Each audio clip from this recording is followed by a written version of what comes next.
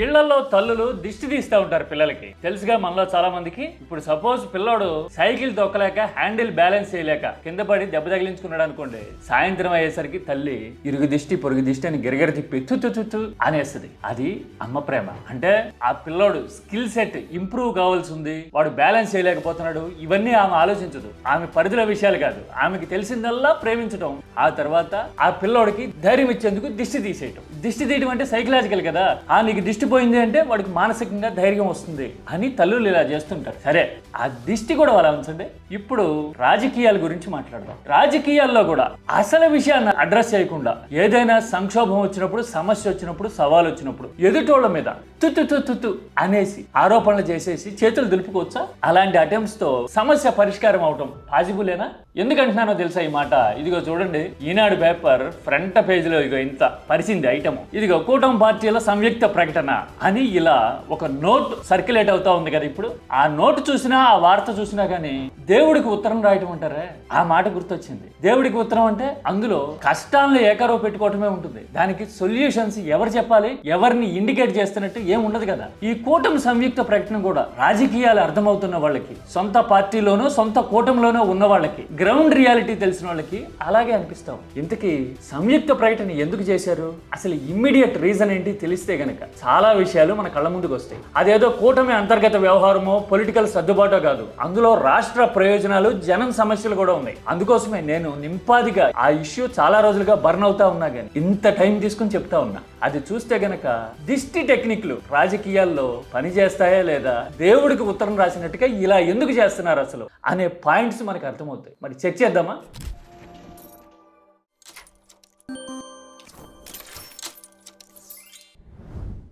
ఒంగోలు రాజకీయంలో వోల్టేజ్ అమాంతం పెరగడాన్ని కొద్ది రోజులుగా రాష్ట్రం మొత్తం చూస్తా ఉంది కదా. Sitting MLA Damacharla Janardhan versus Janasena నాయకుడు బాలినేని మధ్య మాటల యుద్ధం జరుగుతూ ఉంది కదా. మన శాసనాల గ్రంథం ఈనాడు కూడా ఇదిగో ఇలా రాసింది కదా, పక్క పక్కనే పెట్టి. ఇదిగో ఎలాంటి ఆరోపణలు చేశారు బాలినేని, ఇదిగో దామచర్ల జనార్దన్ ఏమన్నారు ఇక్కడే రాశారు. 2 వీడియో క్లిప్స్ చూపిస్తా. ఆ క్లిప్స్ ఎందుకో తెలుసా? జన ప్రయోజనాలు, రాష్ట్రం తెలుసుకోవాల్సిన విషయాలు ఇందులో ఉన్నాయి అన్నా కదా, అలాంటి సబ్జెక్ట్ ని టచ్ చేసిన పాయింట్స్ అవి. ఆయన ఏమన్నారు, ఈయనేమన్నారు చూద్దాం.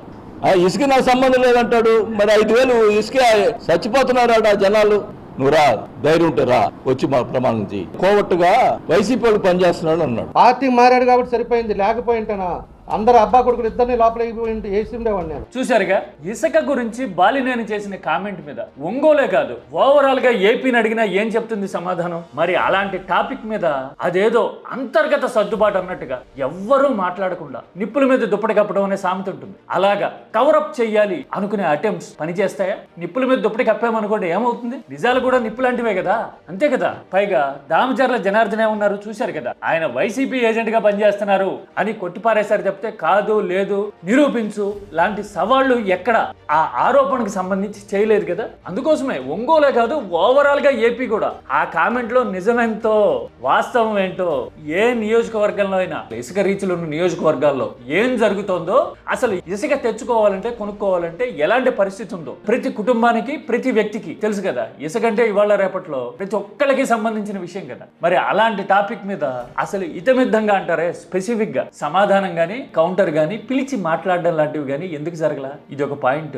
రెండోది, రాజకీయంగా ఒంగోలు ఫ్రిక్షన్ ఎందుకు ఇంపార్టెంట్, ఇంపాక్ట్ఫుల్ అని చెప్పడానికి నా పర్సనల్ ఎక్స్పీరియన్స్ ని కోట్ చేస్తా. దామచర్ల జనార్దన్ 2019లో ఓడిపోయే పరిస్థితి వచ్చి టెన్షన్ పీకల మీద వరకు ఉన్న టైంలో పదే పదే 2 విషయాలు ప్రస్తావించేవారు. టిడ్కో ఇళ్ల నిర్మాణం కోసం అంతగా సపోర్ట్ రాకపోయినా ఇళ్ల నిర్మాణాన్ని ఇనిషియేట్ చేస్తే బిల్లులు తెచ్చుకోవడానికి నానాయాతన పడ్డాను, అంత ఎఫర్ట్స్ పెట్టాను ఒంగోలుకి అని చెప్పడంతో పాటు బాలినేని సొంత మండలం కొత్తపట్నంలో వాగుల మీద వంతెనలు నిర్మించి కనెక్టివిటీ పెంచాను, ఆయన ఎన్నాళ్ళ నుంచో చేయలేని పని తాను చేశాను, ఇంతలా పని చేసినా గానీ తనని ఓడించారు అని దామచర్ల టెన్షన్ ఆవేదన పడుతుండేవారు. టెన్షన్ అంటే ఎన్నికలకు ముందు, ఆవేదన అంటే ఓడిన తర్వాత. ఇలాంటి ఎక్స్పీరియన్స్ చూసిన తర్వాత దామచర్ల ఇప్పుడు టెన్షన్ పడడంలో పొలిటికల్ రీజన్ ఏంటి అనేది అర్థమైపోతుంది కదా. ఇంకో పక్కన బాలినేని చూద్దామంటే ఆయన ఎప్పుడో 20 ఏళ్ల నాడే కాంగ్రెస్ హయాంలోనే మంత్రి, సీనియర్ నాయకుడు, పైగా జిల్లా వ్యాప్తంగా పట్టున్నవాడు, అన్నిటికీ మించి పేరున్నవాడు, నోరున్నవాడు రాజకీయంగా.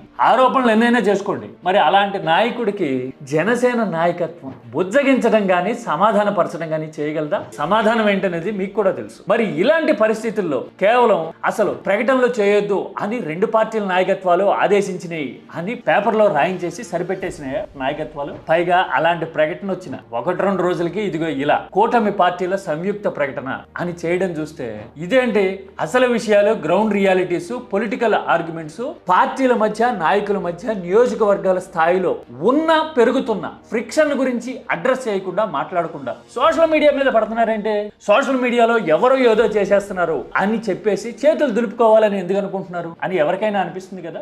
అసలు నియోజకవర్గాల్లో ఇప్పుడు పరిస్థితులు ఎలా ఉన్నాయి, ఫ్రిక్షన్ ఏ స్థాయిలో ఉందో చెప్పడానికి 3-4 పాయింట్లు కోట్ చేద్దాం. ఇవన్నీ నేను కనిపెట్టినవి కాదు, నేను ఆవిష్కరించినవి కాదు. కూటమి పార్టీలకి తెలుసు, రాజకీయాల మీద కించిత్ అవగాహన ఉన్న ప్రతి ఒక్కళ్ళకి అర్థమయ్యే పాయింట్లు ఇవి. జనసేన 100 స్ట్రైక్ రేట్ సాధించాము అని చెప్తుంది కదా. మరి వచ్చే ఎన్నికల్లో ఇప్పుడున్న సీట్ల కంటే 20, 21 ఉంటే అంతకంటే ఎక్కువ సీట్లు ఖచ్చితంగా అడుగుతారు కదా. 25, 30 అంతకంటే ఎక్కువ. మరి సిట్టింగ్ స్థానాలతో పాటు ఇంకా ఎవరి సీట్లు పోతాయో, ఎవరికి తీసుకుంటారో జనసేన వాళ్ళు అనే టెన్షన్ టీడీపీలో ఉందా లేదా? అందుకోసమే జనసేనలో కాస్త పేరున్న పని చేస్తున్న నాయకులు ఉంటే అక్కడ ఫ్రిక్షన్స్ ఉన్నాయా లేదా? ఇది పాయింట్ నెంబర్ 1. మరి ఇలాంటి ఫ్రిక్షన్ ని ఎవరు అడ్రస్ చేయాలి? జనసేన నాయకత్వం సొంత కాడర్ గాని, లీడర్లు గాని మొర పెట్టుకుంటే సానుకూలంగా ఆలోచించే పరిస్థితి, స్పందించే పరిస్థితి ఉన్నాయా?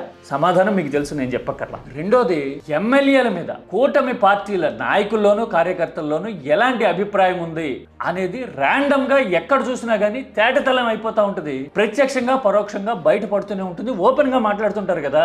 బెల్ట్ దగ్గర నుంచి, ఇసుక మట్టి దగ్గర నుంచి ప్రతి వ్యవహారాల్లోనూ ప్రతి చోట డిబేట్ జరుగుతూనే ఉంది కదా. ఇది కొత్తగా ఎవరో ప్రూవ్ చేయాల్సిన, ల్యాబ్ లో నిరూపించాల్సిన విషయం కాదు కదా. మరి అలాంటప్పుడు చూస్తూ గెలిచిన నాయకుడు అలా చేస్తా ఉంటే చుట్టూ ఉన్న వాళ్ళు సైలెంట్ గా ఉండటం అనేది మానవ మాత్రలకి సాధ్యమయ్యే పనేనా? మరి ఇలాంటి ఫ్రిక్షన్ ని ఎవరు సమాధానపరచాలి? ఆ తర్వాత ఎన్నికల ముందు చేరికలతో టీడీపీ హెవీలీ క్రౌడెడ్ అన్న ఫీలింగ్ చాలా చోట్ల వచ్చేసింది కదా. కొన్ని చోట్ల నాయకులు ఉన్నా గానీ టికెట్లు మిత్రపక్షాలకు ఇచ్చిన సందర్భాలు చాలా ఉన్నాయి కదా. ఇలాంటి నియోజకవర్గాలు లెక్క తీస్తే డజన్లు ఉంటాయి కదా. మరి ఇలాంటి వాళ్ళు సర్దుకుపోదాం రండి అని పిలుపునిస్తే సర్దుకుపోయే పరిస్థితి ఉంటుందా రాజకీయాల్లో? మరి అలాంటప్పుడు సంయుక్త ప్రకటన అంటూ ఇలా పేపర్లో రాయించి దేవుడికి ఉత్తరం వేసినట్టుగా అలవాటైన టెక్నిక్ ప్రయోగిస్తే ప్రయోజనం ఎంత ఉంటుంది? ఆ తర్వాత అన్నిటికీ మించి మేజర్ సవాల్, కూటమికి అధికార కాలం దాదాపుగా సగం అయిపోయింది. ఇంకా మిగిలింది సగమే. లాస్ట్ ఏడాది ఎన్నికల హడావుడి మొదలైపోతుంది అనుకుంటే గట్టిగా చేతిలో ఉన్నది 1.5 ఏడాదిన్నరే. అందుకోసమే నాయకులు ఇప్పుడు బయటకు వచ్చి మాట్లాడడం అనేది మెల్లగా స్టార్ట్ అవుతా ఉంది. బహుశా ఒంగోలు అనేది స్టార్టింగ్ పాయింట్ ఏమో. ఈ విషయం కూటమి నాయకత్వానికి, దట్టు పెద్దన్న టీడీపీకి బాగా తెలుసు. అందుకోసమే ఎవరన్నా మాట్లాడినా గానీ విపక్షం ట్రాప్ లో పడ్డారనో, విపక్ష కోవర్టనో, లేదంటే విపక్షం కుట్రనో చెప్పేసి నెట్టుకు రావాలి అని అనుకుంటే గనక ప్రస్తుతానికి బానే ఉంటుందేమో, అధికారం చేతిలో ఉంది కాబట్టి. కానీ ఎన్నికలు ముంచుకొస్తున్న కొద్దీ ఎవరికి టెన్షన్, ఎవరికి దెబ్బ?